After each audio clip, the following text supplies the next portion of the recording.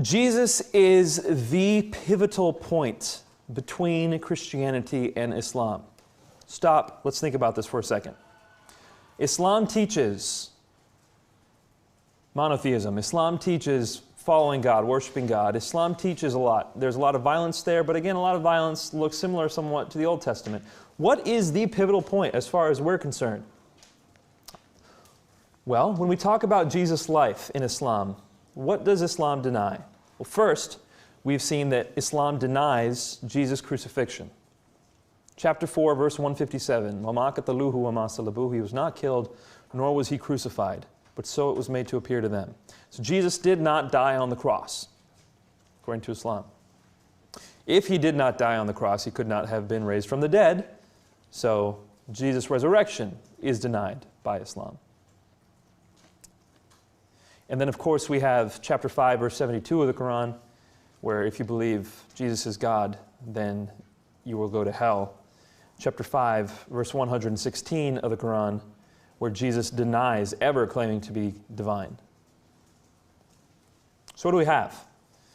In the Quran, chapter 3, you can believe Jesus cleansed the lepers, that he healed the blind, he healed the deaf, he raised the dead. He is the virgin-born Messiah, son of Mary. He is the one who's going to come back at the end of times. You can believe all that, but don't you believe that he died on the cross, or that he rose from the dead, or that he is God. What does Romans chapter 10, verse 9 tell us? If you confess with your mouth that Jesus is Lord, and believe in your heart that God raised him from the dead, you will be saved. The exact three things that Islam denies about Jesus are the exact three things we have to believe in order to be saved.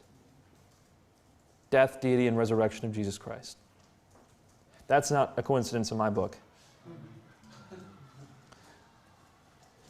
So the polemic then hinges, the Islamic polemic against Christianity hinges on Christology. Who was Jesus? Did he die on the cross? Did he claim to be God? The issue of the resurrection is usually presented in a secondary fashion, and that makes sense. Secondary to the crucifixion. But did he rise from the dead? That matters. These are important issues.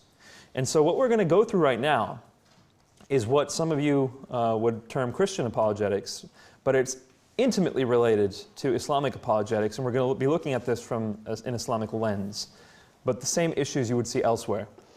The first one we want to talk about is, did Jesus die by crucifixion? Here's the verse in chapter 4, verse 157. And because of their saying, we slew the Messiah, Jesus, son of Mary, Allah's messenger, they slew him not, nor crucified him, but it appeared so unto them. And lo, those who disagree concerning it are in doubt thereof. They have no knowledge thereof, save pursuit of a conjecture. They certainly slew him not.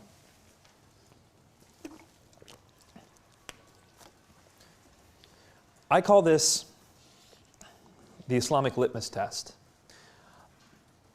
I believe that if you're dealing with a Muslim who is providing an apologetic against Christianity, you can test whether that Muslim is sincere or not through this issue.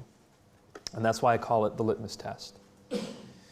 This issue is so starkly in favor of the Christian position that if a Muslim argues against it after having seen the evidence, I have to conclude that they're not being genuine. There's nothing you could say to them that could convince them of the strength of the Christian claim. Let's take a look at the reasons why. There's two lines of evidence that I use. This is the evidence I'm providing here is basically a recap of a debate I had in 2009, I believe, might have been 2010, with a man named Osama Abdullah on the issue of the resurrection of Jesus. Two lines of evidence, historical evidence and supporting evidence that we're going to provide. First, the historical evidence. Did Jesus die by crucifixion? Well, first, it is the unanimous written testimony concerning what happened to Jesus.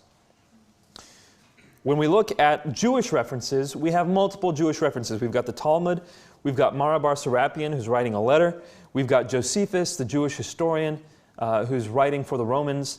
All of these Jewish sources say Jesus died. by crucifixion, as it were. We have Gentile sources. We've got Tacitus and Lucian, both of whom say that Jesus died. Of course, you've got first-generation Christians, and by that I mean Matthew, Mark, Luke, John, Paul, Peter. These folk all say Jesus died on the cross. It is the unanimous testimony of early Christianity, and it's the unanimous testimony of second-generation Christianity. Folks like Papias, Clement, Polycarp, Ignatius. That this is what people say happened to Jesus mattered. It does matter. On the flip side, the fact that there's no reference to the fact that Jesus may have survived crucifixion also matters. Nobody even dares to say Jesus survived crucifixion. And the reason why is because people knew what crucifixion was back then. Today, when we'll say, perhaps Jesus survived the crucifixion, we're basically showing ignorance of what the crucifixion process was. For those of you who have not, I would highly suggest you get acquainted with Martin Hengel's book, Crucifixion. Martin Hengel, great European scholar. What was really great about him is that he wrote a really tiny book. And it was called Crucifixion.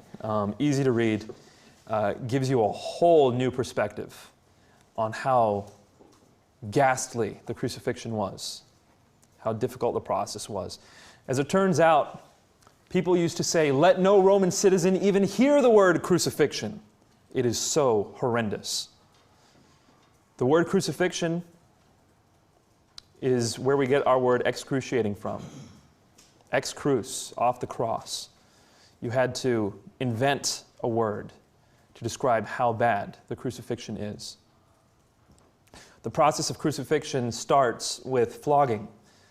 It is called the pre-death in some works, because people were flogged not with just a stick, but with a Roman whip called the cat o' nine tails. This whip often had about 6 leather cords that came off of it. And at the end of these leather cords were leather balls, which had shards of bone and metal dumbbells attached to them. Well, what was the point of these shards of bone and these metal dumbbells? When striking a victim, the metal dumbbells would cause vasodilation. It would cause pain receptors to become acute. It would cause blood vessels to dilate, thereby weakening people even more when those shards of bone would grab into the skin and pull it off. So the skin was literally pulled off and blood was profuse because of those metal dumbbells. It was very intelligently designed for the purpose of weakening a victim. In the process of flogging, it has been said that intestines were spilt because the abdominal wall was weakened so much the intestines came out. This happened on a few occasions. People sometimes died during the flogging process. The whole body was flogged. The whole body was flogged. It was horrific, to say the least. The point of the flogging was so that people would not be able to kick and fight when they would be nailed to the cross. They would be on the verge of death, as it were, already. Now, what we know about flogging is that Jews were not allowed to flog more than 40 times. According to Old Testament law, you could flog 40 and no more. And what the Jews would do is they would stop at 39, just to make sure that they didn't accidentally miscount while they're flogging. They didn't want to break God's law.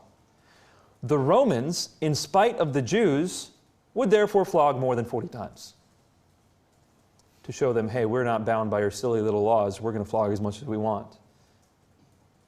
And so the flogging was often very protracted.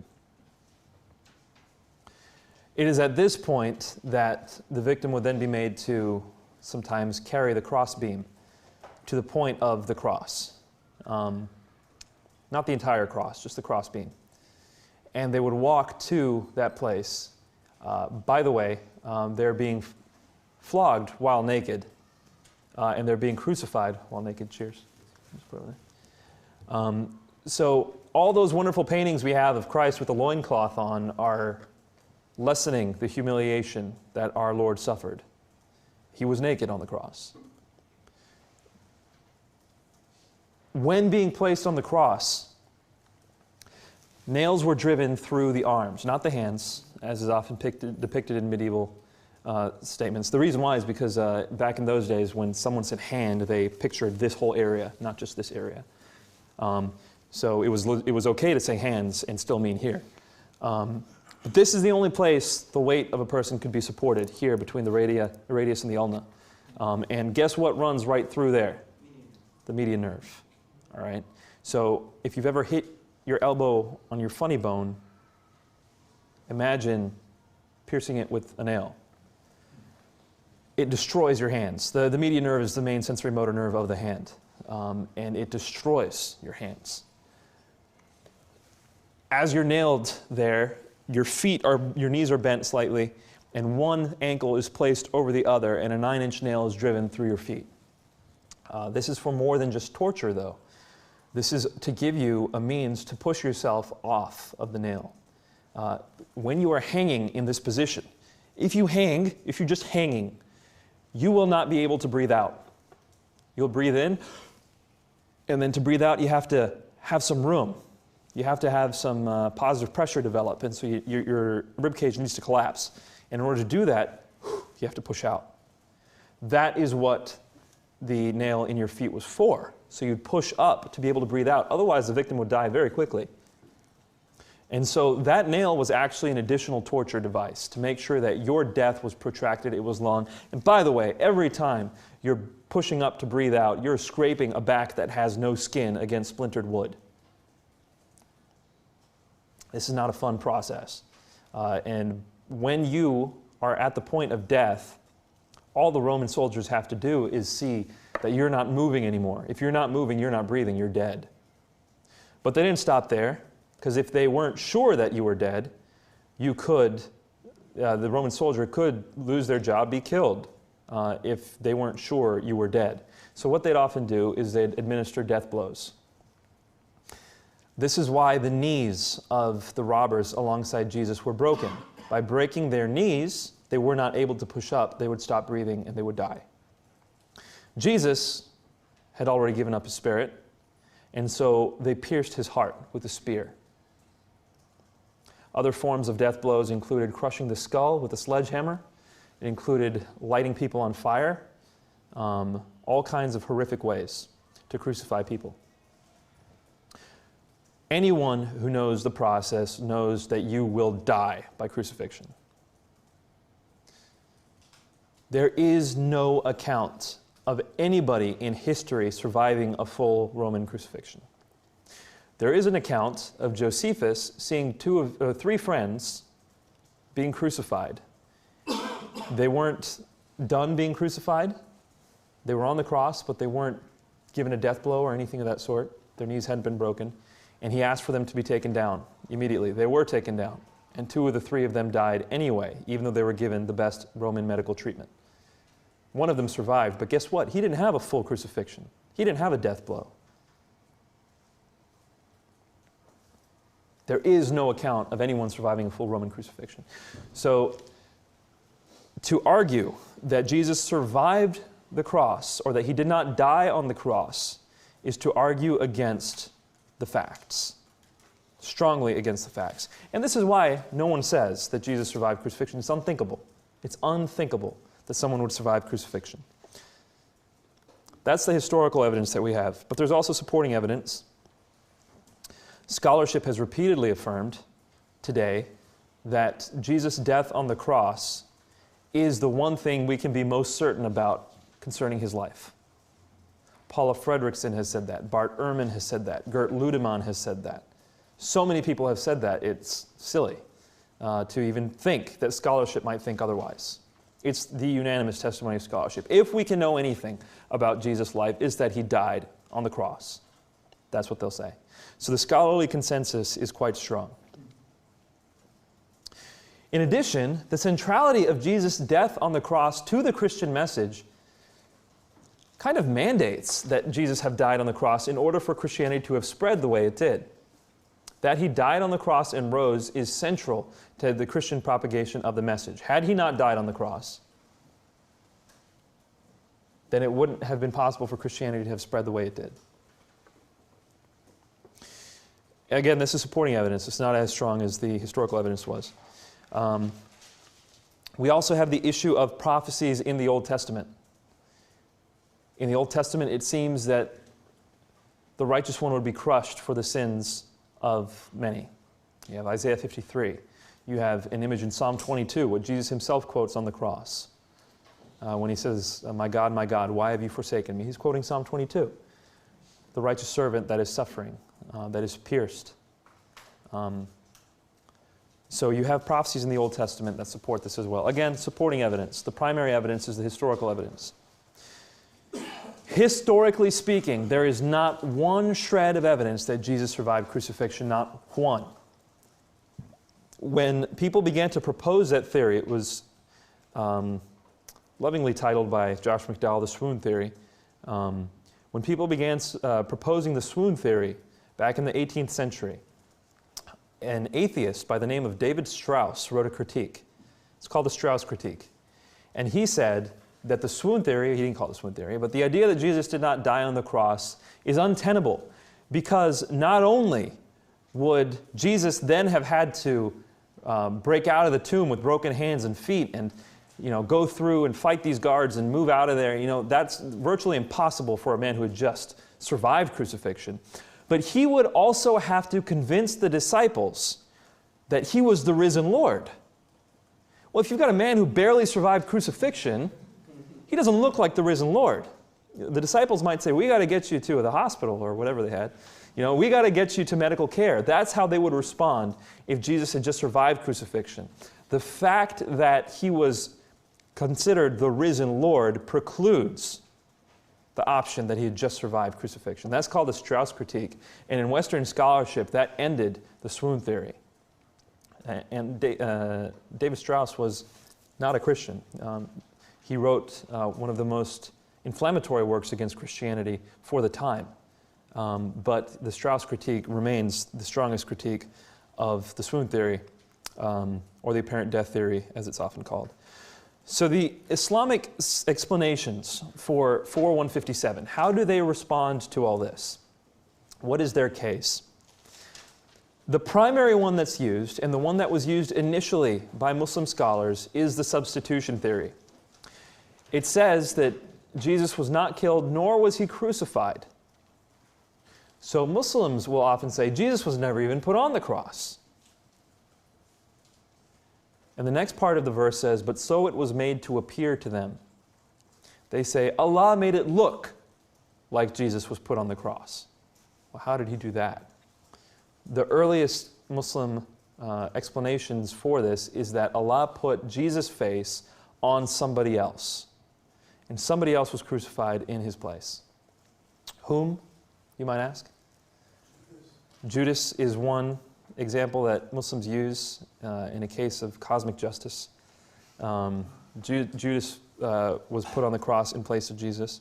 Another is Simon of Cyrene. Some of the more apologetically minded folk will say, look, Simon of Cyrene had to carry Jesus' cross. At that time, they confused Simon with Jesus. Never mind the bloody mess that Jesus was. They confused Simon of Cyrene with Jesus, and he was placed on the cross instead. These are the substitution arguments that are used. And Muslims, by the way, have the advantage over atheists and agnostics to say that God made it look like that. And certainly God has the potential to do that. The next most common theory, and I see this being espoused more and more by Muslim apologists, is the theistic swoon theory. It's a swoon theory with theistic bent on it, that Allah allowed for Jesus' survival on the cross. If Allah can raise him from the dead, as you Christians say he can, why could he not save him from dying in the first place? A legitimate argument, but it yields a dilemma. And the dilemma is, and I think it's a dilemma for both of these positions, it stems from chapter 3, verse 55 of the Quran. Now, chapter 3, verse 55 of the Quran says that Jesus' disciples would be uppermost until the day of resurrection. Jesus' disciples would be uppermost until the day of resurrection. In other words, Christians, especially those who immediately came from him, would be on top. They would be superior in whatever way. To say that Jesus did not die on the cross, but it looked like he died on the cross, would explain why the disciples then went and started preaching the risen Jesus. They thought he died, and then they saw him alive. Now they're preaching the risen Jesus. That makes sense, okay? That fits. But they're doing that because Allah tricked them. You have a deceptive God at this point. In other words, the Christian faith was started because Allah deceived the disciples. If Allah put somebody else's face on Jesus, or if Allah miraculously kept Jesus alive, the disciples who then went out and preached the risen Jesus, they were tricked by Allah. They were deceived. Are they to be blamed? Is it their fault? Maybe the blame should be on them and not on Allah. No, the Quran says, 355, that they were uppermost. The disciples weren't bad. They were good guys, according to 355. So deception has to be on Allah in this case. Or perhaps Allah left that up to Jesus. Jesus explained to them that you didn't die on the cross, and Jesus didn't do it. Then we're left with an incompetent Messiah. Would Jesus really have done that? In fact, we're left with an incompetent Messiah anyway, because Jesus wasn't able to adequately explain to his disciples, no, I'm not God. No, I didn't die on the cross for your sins. He wasn't adequately able to explain that. So the dilemma we're left with here by the Islamic position is we're either given an incompetent God, a deceptive God, or an incompetent Messiah. Regardless, in either case, Allah is responsible for Christianity. And if Christianity is shirk, is the unforgivable sin, then Allah is responsible for creating the religion which led the most people to hell in all of history. Call this the Islamic dilemma. Yes, sir. How have they responded to that if you brought it up to them? Poorly. You can watch it in debates. Whenever we've debated the issue of Jesus' death on the cross or his resurrection, this issue comes up. And a common Muslim tactic, and this is why I had so much respect for Bassam Zawadi. He didn't do this. A common Muslim tactic in debates is to simply ignore what you said. Just ignore it. Pretend it wasn't said. Islamic rhetoric is so good because you have Muslims are still, a lot of them are coming from oral societies. Not necessarily that they don't know how to read, that's not what I'm saying, but oral prowess is highly revered. And so they have good rhetorical skill. And you're in the middle of this debate and they just won't respond and they'll, dazzle you with smoke and mirrors over here. A lot of people won't notice the lack of response. But if you watch the debates, you'll see that they have not been able to respond to this well. I've heard that one of the 99 names of Allah is deceiver. Is that true? And if so, how do Muslims respond to that? That's a great question. It is one of the 99 names. The question was that isn't one of the 99 names of Allah that He is a deceiver?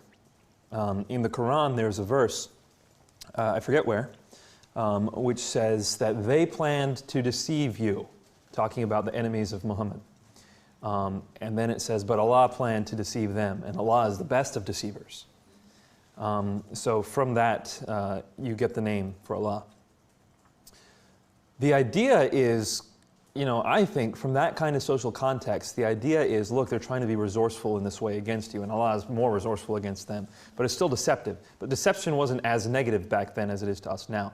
So now, what Muslims are often doing is they're changing that word from deceiver to schemer. Schemer is not quite as bad as deceiver. And then people are going a step further, and they're going from schemer to planner. And they planned against you, and Allah planned against them, and Allah is the best of planners. So that's kind of how they're taking it. And they'll try to defend that translation.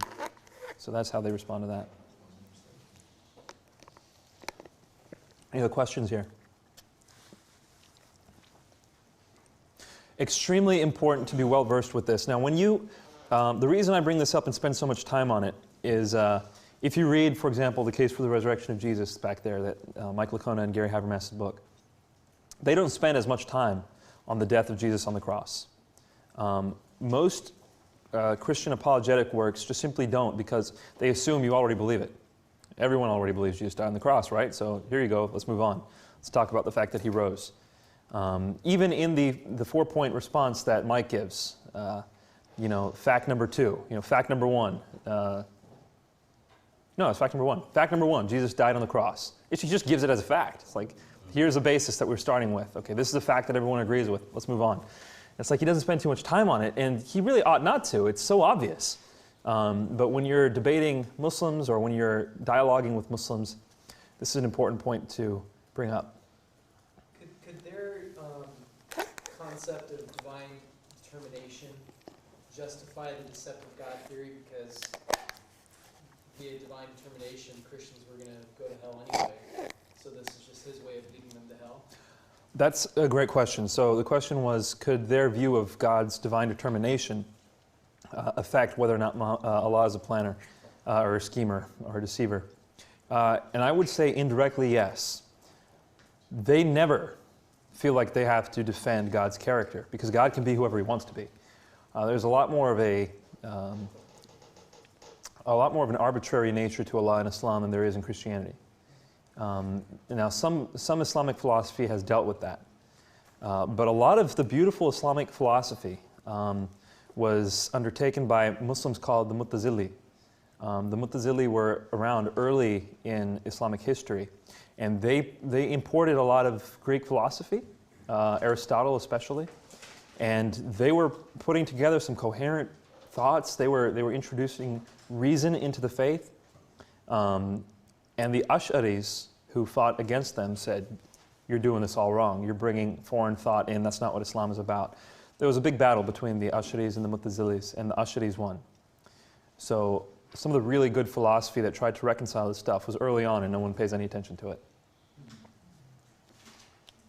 Yes, sir? I've heard that Muslims do believe in the resurrection of Jesus or a rapture or something like that, and they also believe in his virgin birth. Could you address those two? Yeah, the virgin birth, definitely. I mean, you see that. The question was, do Muslims believe in the virgin birth and in some kind of ascension of Jesus? And the answer is yes. The Quran says Jesus was virgin born. Clear as day. He was born of a virgin. Any purpose to that? I mean, why would he be born of a virgin and no one else? No purpose is given. It was just God demonstrating his power. He could have Jesus born without a father if he wanted to. So, yeah, no necessary purpose for that. No, I'm not going to get into that. The resurrection, rapture. Yeah, and it also says in the Quran, وَرَافِيُكَ إِلَيَّ, and we lifted him up to ourselves. And Muslims believe that means that Jesus ascended into heaven. And that is why he will return at the end of times. Again, from that tower in Damascus to start the latter days. So Muslims believe Jesus is going to start the latter days, initiate it by his return. So Muslims and Christians are waiting for the return of Jesus. Yeah, and it's in the Quran that we lifted him up to ourselves. Now, some Muslims argue that means in status. We raised Jesus up to ourselves. They'll say that means in status, because there's another verse which kind of implies that Jesus did die here on this earth, that he wasn't raised. So some Muslims will say that meant God lifted him up in status. Other Muslims will say the verse that says Jesus died, that's talking about in the future. Jesus is going to come back and then he'll die. So you have some disagreement there. Again, I'm not big on Islamic eschatology, so if you want to look into this a bit more, read the work of David Cook out of Rice University. I focus more on the historical aspects. Is that Joel Richardson, I think? Yeah. Yeah. I haven't read it. Fascinating. Okay. There's 22 parallels between biblical eschatology and Islamic eschatology, and they're just a flip side of the coin. It's amazing. Yeah, there's a lot of parallels in eschatology, but there's a lot of disparity, not much unity in Islamic eschatology. I asked my friend, the same friend who said he couldn't be my friend anymore, I asked him what he thought about the afterlife. He sent me a 33 CD lecture series on Al-Akhirah. I tried to listen to him, but I couldn't bear it after a while. I don't know much about Islamic eschatology, so I apologize. Now, I know what I was taught. which is not too indicative of what everyone else was taught, because our sect of Islam believed different things about eschatology than others did. Our sect was pacifist, and so we didn't have an image of Jesus coming and killing all kinds of people and fighting. That wasn't what ours was taught, but ours was idiosyncratic. So. What Richardson points out in this book is that, Islam's waiting for two people. And The Mahdi and the Messiah, yeah. Yeah, that's fascinating because, Revelation, wow.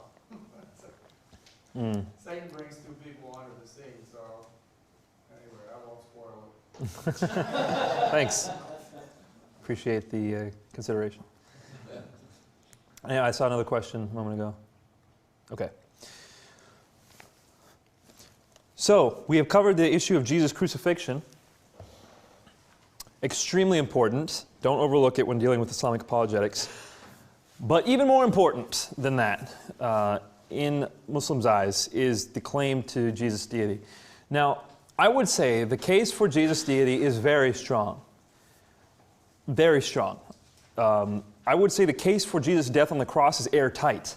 You see the difference there. There's no room to say Jesus did not die on the cross from coming from a historical perspective. So that's why I call the issue of Jesus' crucifixion the litmus test, the Islamic litmus test. If you have a friend who's arguing various issues with you, Islamic issues with you, and he is willing to say that Jesus did not die on the cross, you present all the evidence to him. When he comes back and he says, I don't think Jesus died on the cross, you ask him why. And if he says, well, the evidence is just not strong enough, like I said before, you cannot show him anything from that point forward. There's nothing he will agree with if he didn't agree with that. But if he comes back and says, I don't agree that he died on the cross, and you say, why? He says, I admit the historical evidence is in your favor, but it just doesn't fit my image of Jesus. I would have to be convinced of a lot more in order to think that he died on the cross. So I'll concede that the evidence is in your favor. If he says that, then you've got someone you can start reasoning with. So a question is often asked to me, Nabil, when I share the gospel with Muslims, it's so difficult, I don't get any headway. Should I be talking about these things? Should I be discussing these things? I never, by the way, suggest stop being friends with that person, stop witnessing. I say stop discussing these issues with them if they're not showing a willingness to hear you out. Still share the love of Christ with them, still walk with them, still be friends with them, but the issue of discussion might need to come to a close, at least for a while, until they can be a little bit more intellectually honest. Does that make sense? That's because it's airtight. There's no two ways about it. History is absolutely clear about Jesus' death on the cross. If a Muslim wants to believe he did not die, he has to concede that it's a theological presupposition, not a conclusion of the evidence. The argument for Jesus' deity, though, it's still very strong. Though not airtight, it's still very strong. Chapter 5, verse 72 of the Quran, we talked about it earlier. This is where you find out that if you believe Jesus is God, you will go to hell. They surely disbelieve who say, Lo, Allah is the Messiah, son of Mary. The Messiah himself said, O children of Israel, worship Allah, my Lord and your Lord. Lo, whoso ascribes partners unto Allah, for him has Allah forbidden paradise. His abode is the fire. For evildoers there will be no helpers. What is this saying? They are the disbelievers who say Jesus is God. For them is hell. Paradise has been forbidden. So shirk here, those who disbelieve here, that's the word there is mushrik, those who commit shirk. Shirk, the unforgivable sin, is here defined as believing Jesus is God. Chapter 5, verse 116, I mentioned it earlier. And when Allah says, O Jesus, son of Mary, did you say unto mankind, take me and my mother for two gods beside Allah? He said, be glorified. It was not mine to utter that to which I had no right. If I used to say it, then you would have known it. You know what was in my mind and what is not in my mind. So Jesus essentially is asked, are you saying, did you say to worship you and your mother Mary alongside me? So the image of Trinity here is one where it's Father, Mother, and Son. Very interesting.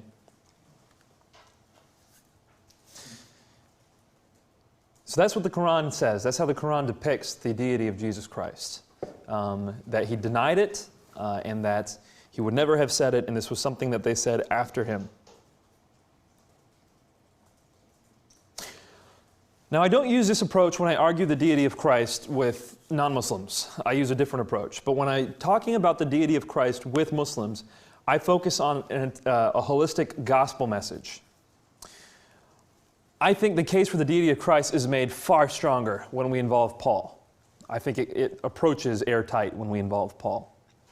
When we're just looking at the Gospels, I say it's very strong. But Muslims will often want to go to the Gospels and they distrust Paul. They think Paul hijacked the religion. They've got to pin the blame on someone, right? They can't pin it on the disciples. We saw, because in chapter 3, verse 55, the disciples are uppermost. So they can't pin the blame on the disciples. They can't pin the blame on Jesus. Someone corrupted Christianity and corrupted it early on. Who could it be? Here's a man who's persecuting Christians. He never saw Jesus. All of a sudden, he accepts Christ and he's preaching his gospel, and other people are preaching gospels against him. This man must have hijacked Christianity. He's untrustworthy. Paul. So Muslims, especially Muslim polemicists, hate Paul. And to try to quote 1 Corinthians or Philippians 2 or anything like that to show the deity of Christ would be moot with them. On the flip side, they're generally okay with the Gospels. Matthew, Mark, Luke, and John. You've got some Muslim scholars who are beginning to move away from that. Shabir Ali, for example, has espoused Bart Ehrman's approach. Bart Ehrman argues that the Gospels have an evolution of Christology, Mark being the lowest in Christology, John being the highest in Christology, that they were evolving. Shabir Ali has kind of embraced that approach, and so he won't take all the Gospels. He won't take John when discussing the deity of Christ. Generally speaking, though, Muslims will take all four. I'll address that in a moment, Shabir Ali's approach. So when I discuss with Muslims, I will say, when you're talking about the Gospels, it's easy to see that Jesus claims to be God from four different angles. So we take a four-pronged approach here. What Jesus said and what Jesus did, what others said about Jesus and what others did about Jesus. These things only make sense if Jesus is claiming to be God. What are we talking about? Well, first and foremost, what matters most to Muslims is what Jesus said. They want to hear Jesus say, "I am God." And you will hear that objection a lot. Where does Jesus say, "I am God, worship me"? As a Muslim, when I was looking into these issues, the thing that convinced me was Mark chapter 14, verse 62. I wanted to see it in the earliest of the Gospels. And here's Mark, showing Jesus being interrogated by the high priest. The high priest says, "Are you the Christ, the Son of the Blessed One?" And Jesus' response is, "I am. And you will see the Son of Man sitting at the right hand of the power and coming with the clouds of heaven." Here you have at least two, if not three, divine references all at once. The questionable one is the "I am" response. Here in Mark, it's questionable, but we've seen Jesus say "I am" in John especially, where it's not questionable at all. Jesus' response in John chapter 8 to the Jews are saying to him, "You are not yet even 50 years old, yet you claim to have seen Abraham." Jesus' response is not, "Hey, I'm just talking figuratively." That's not his response. It's not, no, you didn't catch me right. He says, "I tell you the truth. Before Abraham was born, I am." There is no way to interpret that verse apart from a divine "I am" statement.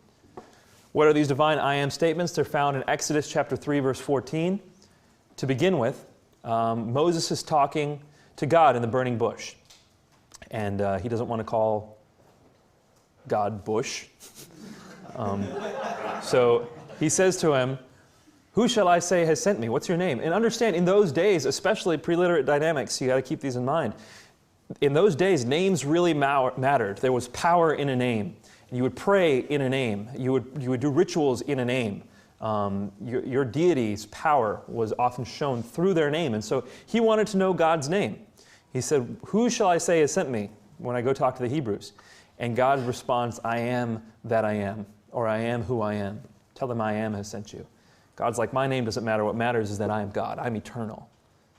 I am self-subsisting. I am that I am." And from that point forward in the Old Testament, God uses the I am to propound his sovereignty multiple times, especially Isaiah 40 through 55. God says over and over again, I am, I am. That's how he propounds his sovereignty. Moses asks God, who are you? And he responds with, I am. Here in Mark, the high priest asks Jesus, who are you? And Jesus responds with the I am. I wouldn't think that that was an I am statement, by the way, because the question was, are you the Christ? And Jesus responds, I am. But I hesitate because Mark chapter 6, verse 50 has another I am statement. Here Jesus is walking on the water, something that the Old Testament says only Yahweh can do. Job chapter 9. And the disciples are afraid, and Jesus comes up to the disciples and he says, take courage, ego eimi. Take courage, I am. So here's Jesus doing something that only God can do, and he's giving courage to the disciples by saying the words, I am. A very divine context, a very divine statement. By the way, we have a similar statement in Psalms, I believe, where God is Yahweh, passes over the waters and gives courage to Israel by saying, I am. Strong parallel. Or at least a parallel, if you want to be careful in our scholarship here. It's at least a parallel. And so the I am statement in Mark 14:62, if it stood alone, I would say probably not an I am statement. He's just responding to the question. But you've got Mark 6:50 here. Plus a scholar by the name of Raymond Brown, in his Death of the Messiah, volume 2 or 1, I don't remember which volume it was. It was Death of the Messiah. He says that John, in using the I am statements, probably has a historical basis because Mark has something reminiscent of that. So even some scholars are saying there's something here. There's something here. And we would hesitate to say it's a legit I am statement, but there is something there. Let's say it's not an I am statement. What's the rest of the verse say? Jesus says, you will see the Son of Man sitting at the right hand of the power and coming with the clouds of heaven. All right, now we have definitely two references to the Old Testament. There's no question that these are references. One's almost a quotation, the Son of Man coming with the clouds of heaven. What's the reference here? Daniel chapter 7, verses 13 and 14. Here in Daniel, Jesus is looking in Daniel is looking in the sky, and he has just seen a vision of the Ancient of Days. There's the Ancient of Days sitting on the throne, being worshipped by angels. The Ancient of Days, the God, the Father, he's sitting there on the throne, being worshipped. And then Daniel says, and I looked in my night visions, and behold, one like a son of man approached the Ancient of Days. Okay, so it's one who looks like a son of man approaching the Father. And to him, not the Father, and to the Son of Man, the one who looked like a son of man, was given glory, power, and a kingdom. People of every nation and language will serve him. His kingdom is one that will not pass away and be destroyed. Wait a minute. So there's the Father sitting on the throne. You've got someone who looks like a human, that's what it means, the one who looked like a son of man, who's given glory and the kingdom of heaven for all eternity. And in that kingdom, people of every nation and language are going to serve him. What kind of service of this is this? You look at the word service in the Hebrew there, it's pelach. Or I guess it would be in the Aramaic. And in the Greek, the Septuagint, the word is latruo. Every single time the word latruo is used in the Septuagint and in the New Testament, it's used of a service due only to God. This service is due only to God. Same with the word pelach. It's due only to God. There's one instance in the book of Romans where it was given to someone other than God, and God became furious because it was due to him. But here, we have that service being given to one who looks like a son of man. He's going to be worshipped, served as it were, by all people of all nations in his own kingdom for all eternity. By the way, he's coming on the clouds, the Son of Man, and only God is introduced in the Old Testament as coming on the clouds. So the entrance is a divine entrance.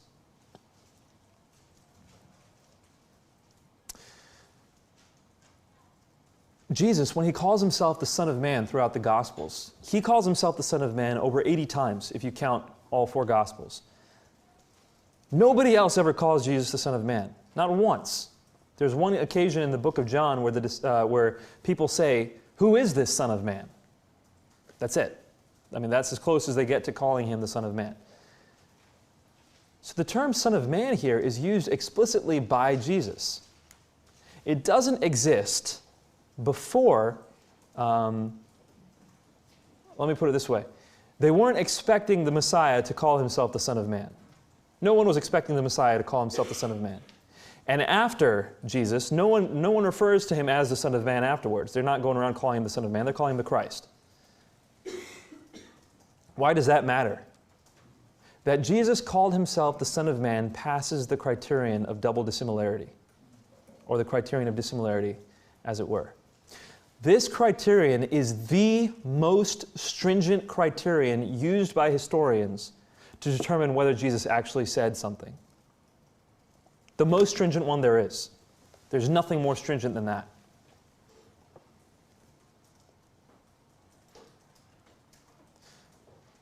So that Jesus called himself the Son of Man is virtually certain. Bart Ehrman disagrees with it. He's Bart. And then we got the statement that you're sitting at the right hand of God. What does that mean? Well, this is a reference to Psalm 110, verse 1. Psalm 110, verse 1, David's writing the psalm. It says, "The Lord said to my Lord, sit at my right hand, and I shall make the enemies a footstool for your feet." What's the big deal here? No one in the Second Temple period was ever portrayed as sitting at the right hand of God. No one. The reason why is to say that you're sitting at the right hand of God essentially means you're sitting on his throne alongside him, which means you're co-sovereign, you're co-heir. You are in charge with God. If you're sitting on his right hand, that means you are entitled to the same things God is entitled to. You might not have the same office, he's first, you're second, but his substance is shared with you. You are co-heir. And people recognized that at that time, and that's why they never depicted anyone sitting with God. Now, they had people standing. Some people had Moses standing at the right hand of God. Some people had Ezra standing at the right hand of God, but no one ever put anyone sitting at the right hand of God in the Second Temple period. This is probably the most convincing of the 3 statements here to show exactly what Jesus was saying. At first, I found the Son of Man stuff more convincing. The more I look into this, the more I realize that sitting at the right hand of power is even stronger. Which is why, by the way, Christians quoted this verse of the Old Testament, Psalm 110, verse 1. They quoted this more than anything else in the New Testament. 24 times this verse is quoted in the New Testament. It meant a lot to them at a very early phase in Christian history. We see it in Matthew as well.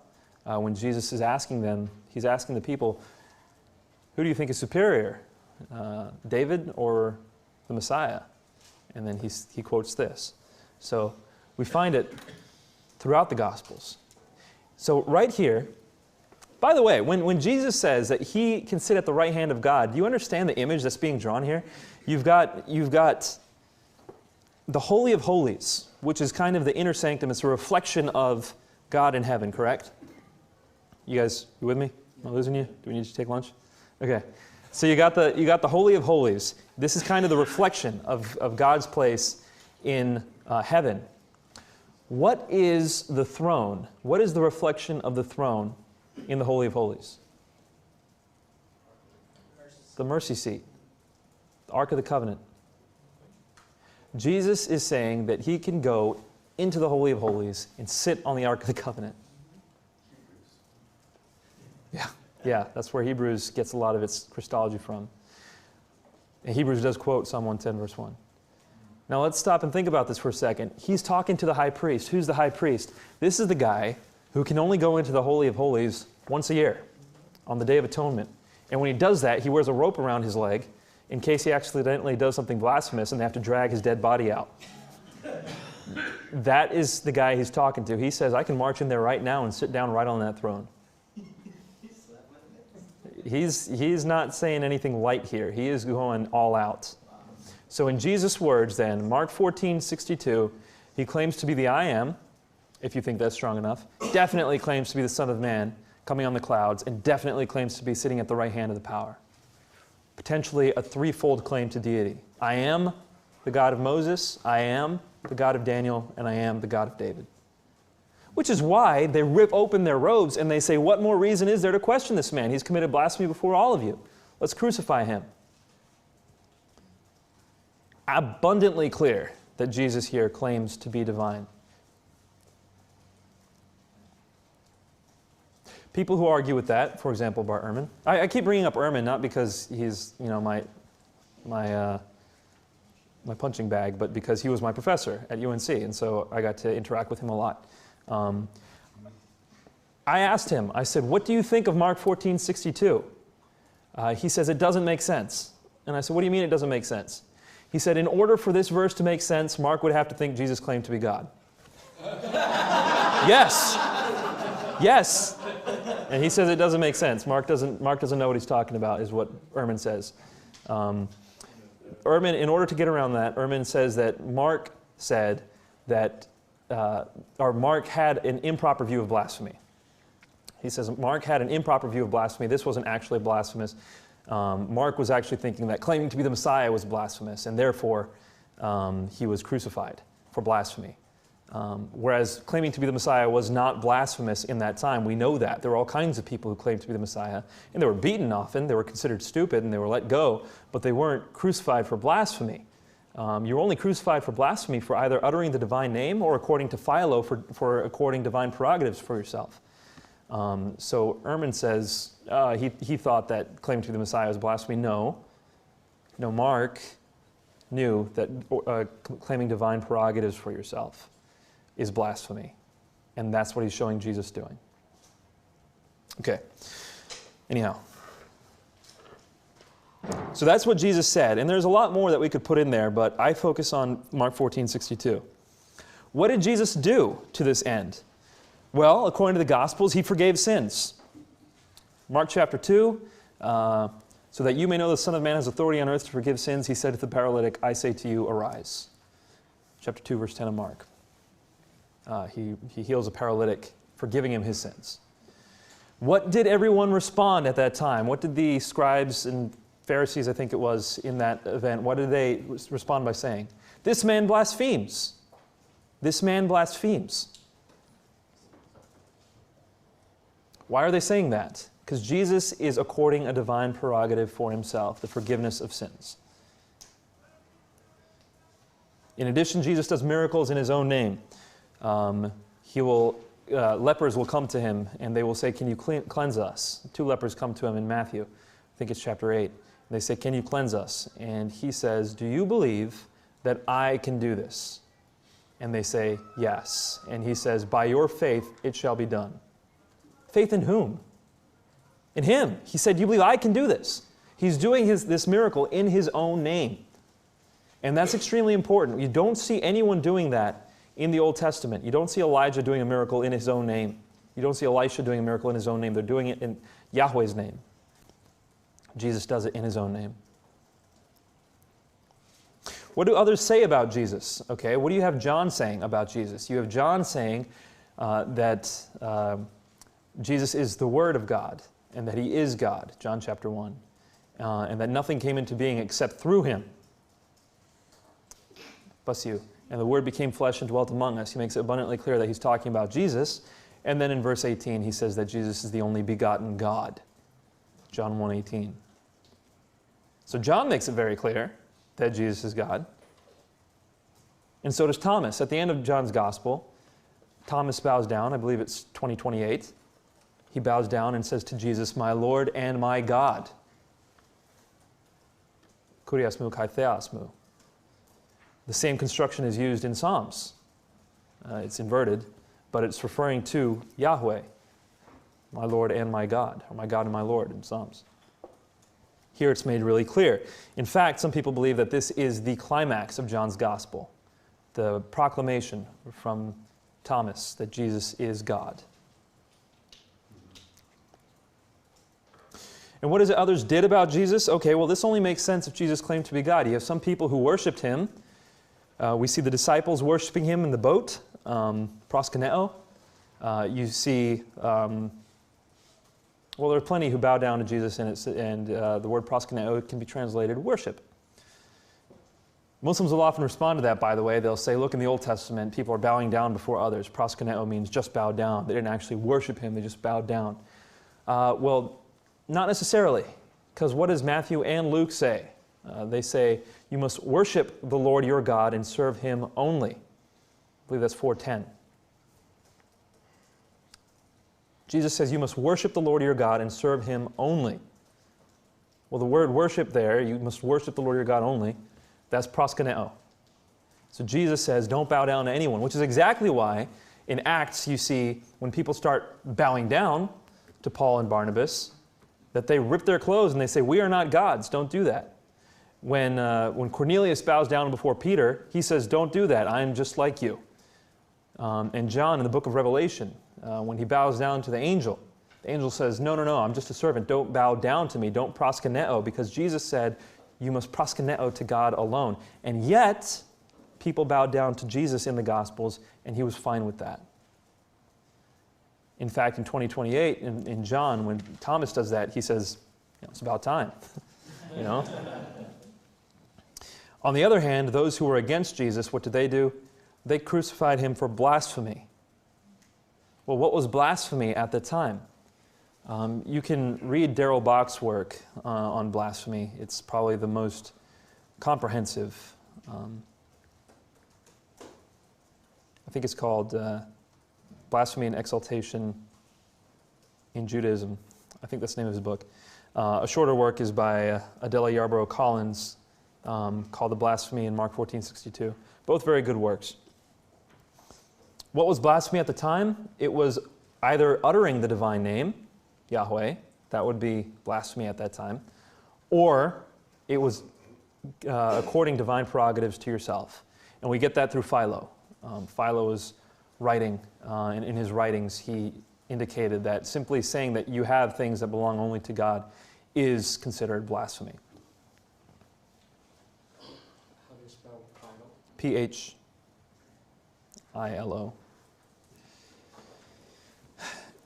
One of my favorite scholars on this issue is Richard Bauckham, and if you can, he has a small book called God Crucified.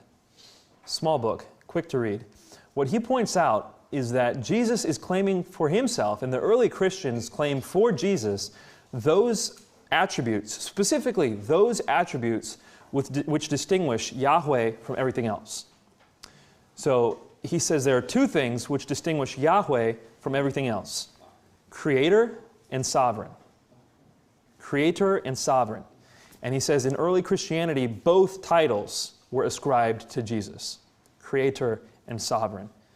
And his work, I think, is pretty convincing. He has a parallel, slightly different, but Larry Hurtado. So Richard Bauckham is the first guy.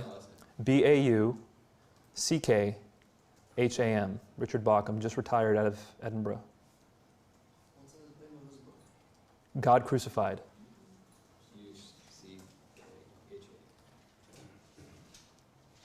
Actually, it was Larry Hurtado, just retired out of Edinburgh. And Larry Hurtado. Read Larry Hurtado as well. The one I would read, probably the shortest and most concise, is How on Earth Did Jesus Become God? It's a tongue-in-cheek title. Larry Hurtado, Hurtado. Larry Hurtado argues that the titles accorded to Jesus. Wait, I'm sorry, that was Bauckham.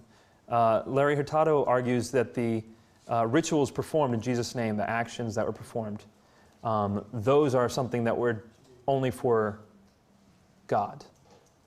So, for example, baptism, communion. These were actions that were done for God alone. And the fact that we see them in 1 Corinthians 11, and we see it in pre-New Testament writings, I'll explain that in a moment, shows that they did it extremely early on. So Hurtado and Bauckham, two extremely well-respected scholars. Hurtado and Bauckham both very well-respected. argue early deity of Jesus Christ, early high Christology, and they do so very convincingly. Both just retired, though. It's kind of sad.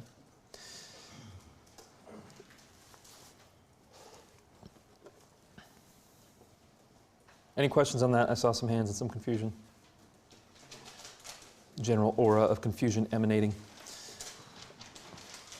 One last thing I want to look at, though, is the early history of the New Testament. Why did I put this here? Oh, I shouldn't have put this here. Oh well, I'll do it anyway. Let's take a look and stop for a second at some of the earliest stuff. So what I just gave you was an argument from the Gospels for Muslims. Okay, so we think about it for a second. Muslims are okay with the Gospels, generally speaking. Some of them are not okay with John, like Shabir Ali, but they're okay with the Gospels in general. That's why I gave you that case. But let's stop and let's take a look at the case holistically, not just from a Muslim perspective. Let's look at the case for the deity of Jesus Christ. We have in our possession, and this is extremely critical for you to know. If you're interested in New Testament studies and apologetics in the least, you need to know this. In the New Testament, there are references to hymns and creeds that were written before the New Testament was written. What do I mean by that? Certain things are found in the New Testament that are quotes that had been composed earlier.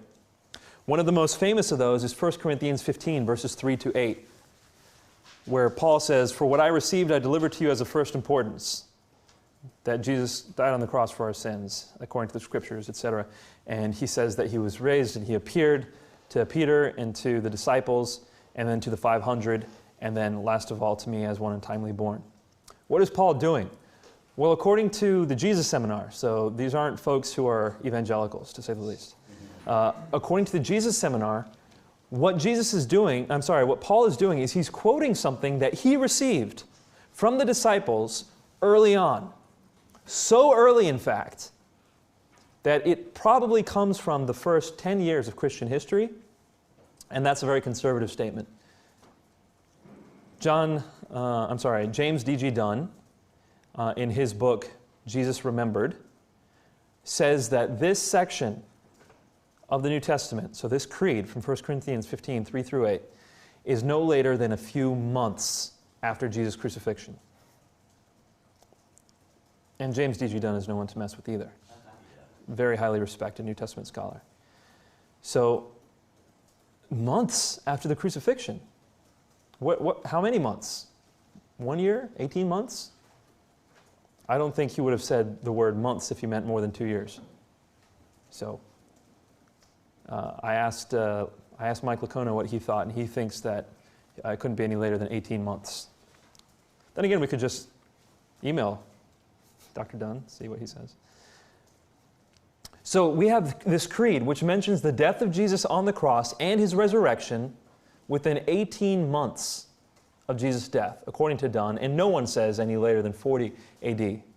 No one I've read, and O'Connell also says he doesn't know, and he's a scholar, he doesn't know anyone who puts it later than 40 AD. And you can get a lot of this from Habermas's book in the back. We also have a creed in Philippians 2, verses 6 through 11. Here, Paul is quoting a hymn. If you read Philippians carefully, Paul's going through and he's saying, be humble, stop trying to put yourselves above one another, start serving each other. And then he says, your attitude should be like that of Christ, who, although he existed in the form of God, did not consider equality with God a thing to be grasped. And so he emptied himself. And so you have this picture of the kenosis, the divine emptying of God, to the point of becoming a human and dying on the cross. And then because of this, God raises him up. And he exalts him. And at the name of Jesus, every knee shall bow in heaven and on earth and under the earth, and every tongue shall confess that Jesus Christ is Lord. Well, what's going on here? Paul's writing to the Philippians, and in the middle of writing to them, he quotes a hymn. How can he quote it unless he knows that they already know it? Which means he's either said it to them before, or he told it to them when he established the church. Well, if he said it to them when he established the church, that means it was composed even before that. So this hymn in Philippians 2, 6 through 11 is extremely early. How early? Some people have argued that you can retrovert this this hymn into Aramaic. If you put it in Aramaic, it forms a hymn of 5 stanzas, 3 lines each, with meter. There's one intrusion in there, even Death on a Cross doesn't fit the scheme, but other than that, the rest of it fits perfectly, according to some scholars. If that is the case, if this hymn was actually composed in Aramaic, we probably have the earliest teaching of the Christian church. Jesus was in very nature God. And he lowered himself to the point of man, died on the cross, and then was raised. He was exalted, is what it says. And at the name of Jesus, every knee shall bow in heaven and on earth and under the earth, and every tongue confess. That's a quotation from Isaiah, which describes Yahweh. In Isaiah, it says, every knee will bow and every tongue will confess to Yahweh. Here, it's saying it will happen to Jesus in a creed which may have come from the Aramaic-speaking church. As early as it gets. It doesn't get any earlier. There are also arguments that Mark's passion narrative is extremely early. I had planned on covering this later, but I'll cover it now. In Mark's passion narrative, you can get this, by the way, from Gert Tyson, G-E-R-D, Gert Tyson, T-H-E-I, T-H-E-I-S-S-E-N, Gert Tyson, he's a German scholar. Gert Tyson argues that in Mark's passion narrative, you have names that are conspicuously missing. For example, in the Garden of Gethsemane, somebody strikes the ear of the high priest. The ear of the servant of the high priest. Who is it? It's kind of important. It would be good to know. We find out in one of the later Gospels that it's Peter. Why isn't it said in Mark's time? Okay, why don't we get the name of the servant in Mark's Gospel, in Mark's passion narrative? And who is this boy who runs away naked? What's that about? You know, who is this guy? Why don't we get his name? You really want to know his name. You want to know who he is. You know, and so why don't we know who it is? Why is the name not given? Gert Tyson argues that Mark didn't provide these names for protective anonymity. If he were to say Peter was the person who struck the ear, guess what? They would go get Peter because they were still looking for him. They still wanted to know who did it. If they say this was the boy who evaded police arrest, they would go get him because he was still wanted. If they said Malchus was the name of the servant, they would go ask him, who cut off your ear? And he'd be able to point him to the right person. So according to Gert Tyson, the reason why the names are not mentioned is because this is so early that it could be not mentioned for reasons of protective anonymity. Richard Bauckham takes the argument further, and I think convincingly so, in his book, Jesus and the Eyewitnesses. Richard Bauckham, Jesus and the Eyewitnesses. He says that you have names that are present that are rather stark.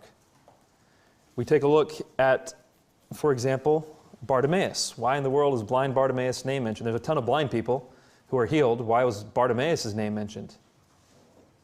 You also have in the Passion narrative, you've got Simon of Cyrene mentioned, and he's mentioned in the other Gospels too. But here it says, whose sons are Rufus and Alexander in Mark 15. Why mention Rufus and Alexander? I mean, the other Gospels didn't mention him. Matthew, Luke, they don't mention Rufus and Alexander. Why does Mark mention Rufus and Alexander? Any ideas? Go talk to him. Mark is saying, hey, you guys know Rufus and Alexander? Their dad was Simon of Cyrene. Go ask him about this. That's what Richard Bauckham is saying. Simon of Alexander's sons are still around to verify the claim that's being made. Bartimaeus is still around to verify that he was healed. Therefore, their names are mentioned. That's what Richard Bauckham argues. Richard Bauckham is very interested in onomastics, the study of names. So you can read his work on that. It's in Jesus and the Eyewitnesses. Very interesting. So what are we saying here? We're saying the Passion narrative is so early that some people are still wanted and some people who were there are still around. There are other reasons to think Mark's passion narrative is extremely early. Many of the elements of Mark's passion narrative are found in Paul's works. For example, 1 Corinthians 11 talks about the Last Supper, which is in Mark 14. You have on the night he was handed over in 1 Corinthians. That kind of assumes that the people Paul is talking to have already heard this story of a night that Jesus was handed over. Right? If he says on the night he was handed over to the Corinthians, he thinks that they already know what he's talking about. And that's what Mark talks about. There was a night in which Jesus was betrayed. Jesus' suffering in Paul. Paul makes it very clear that Jesus suffered. Mark talks a lot about Jesus' suffering.